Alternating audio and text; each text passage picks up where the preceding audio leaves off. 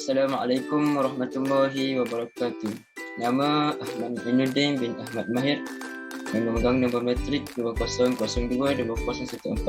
Hari ini saya akan membentangkan satu tajuk yang dipilih oleh saya, iaitu storan. Storan adalah ruang ingatan pada sesebuah komputer. Ia berfungsi untuk menyimpan data, arahan dan maklumat untuk kegunaan akan datang. Dan yang kedua, medium storan adalah tempat yang digunakan oleh komputer untuk menyimpan data, arahan dan maklumat. Dan storan terbahagi pada dua, iaitu storan utama dan storan sekunder. Storan utama pula terbahagi pada dua. Yang pertama, RAM, iaitu Random Access Memory, dan yang kedua ROM, iaitu Read Only Memory. Storan utama ialah data yang disimpan dalam storan utama. Storan prima adalah bersifat volatile atau meruap. Meruap bermaksud data yang disimpan akan hilang apabila arus elektrik tidak melalui komputer. Dan storan yang kedua ialah storan sekunder. Data yang disimpan dalam storan sekunder adalah bersifat non-volatile atau tidak meruap. Tidak meruap bermaksud data yang disimpan tidak akan hilang walaupun tiada arus elektrik. Storan prima. Storan utama juga dikenali sebagai storan prima. Ia merangkumi kedua, iaitu RAM dan yang kedua ROM. Storan prima berada berasingan dengan CPU, tetapi ia selalu berinteraksi atau dicapai oleh CPU. RAM ialah chip yang menyimpan atur cara dan data yang belum, sedang atau telah diproses oleh CPU. Ia merupakan storan sementara sahaja kerana sebab sahaja switch elektrik dimatikan, semua data yang disimpan dalam RAM akan hilang. Fungsi RAM terbahagi kepada 5. Yang pertama ialah menyimpan data-data yang diperlukan semasa pemprosesan. Yang kedua, menyediakan ruang storan tambahan jika diperlukan. Dan yang ketiga, menyimpan data secara sementara dari panti input dan output.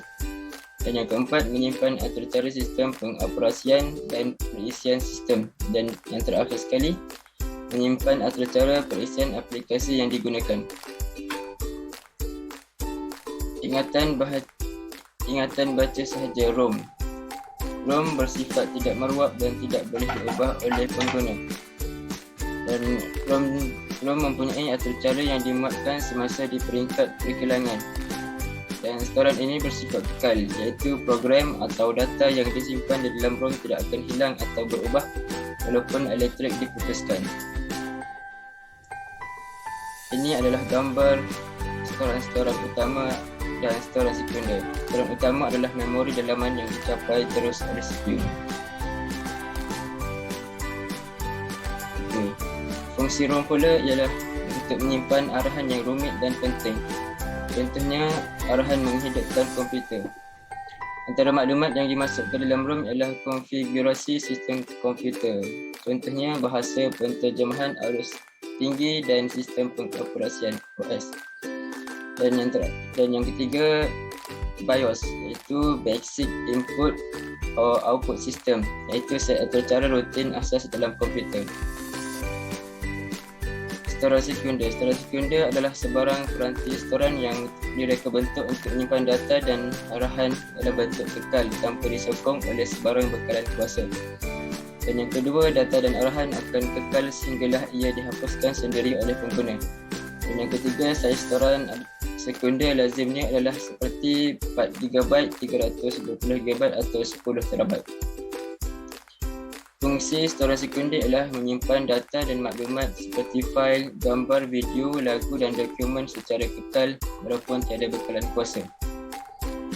Jenis-jenis storan sekunder secara ringkas ialah media magnetik, iaitu pita magnetik, cakra liut atau disket dan cakra keras. Pita magnetik ialah data disimpan dalam segulung pita dan ia murah tetapi capaian data yang sangat perlahan. Dan yang kedua, cakra liut atau disket. Ia bersaiz 3.5 inci dengan kapasiti 1.4 MB. Dan yang ketiga, cakra keras, iaitu menggunakan plat metalik yang tebal dan kukuh. Dia juga dapat menyimpan data dengan banyak. Okey, setakat itu dari saya. Sekian, terima kasih. Wassalamualaikum warahmatullahi wabarakatuh.